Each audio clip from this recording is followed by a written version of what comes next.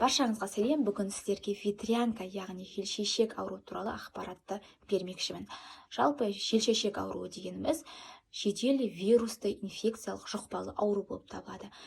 Балаңыз желшешекпен бір рет ауырған болса, екінші рет ауырмайды. Өйткені өмір бойғы тұрақты иммунитет пайда болады ағзада. Бұның симптомдары қандай? Вирус ағзаға енгеннен кейін 10-21 күннің ішінде алғашқы симптомдарын көрсете бастайды. Яғни бұны медицина тілінде инкубациялық уақыты деп атайды. Алғашқы симптомдары қызудың көтерілуі, жалпы әлсіздік, бас ауруы, тәбеттің төмендеуі деген сияқты, одан кейін бөртпелердің шығуымен сипатталады. Яғни бөртпелер алғашында басқа шығады, яғни бастың шашты бөлігіне, яғни шаштың араларында бөртпелер болады. Осыны арқаға, ішке, аяқ-қолға таралады.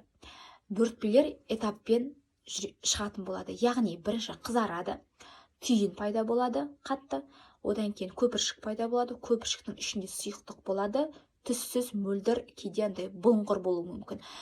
Одан кейін сол көпіршік жарылып, соңында қабыршаққа айналып жазылатын болады.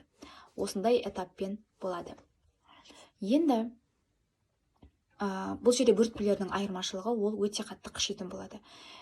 Бұның емі қандай? Бірінші симптоматикалық емді қолданамыз, яғни балаға көп мөлшерде сұйықтық беру керек. Екіншіден, баланың қызуын түсіру үшін парацетамолды қолданамыз.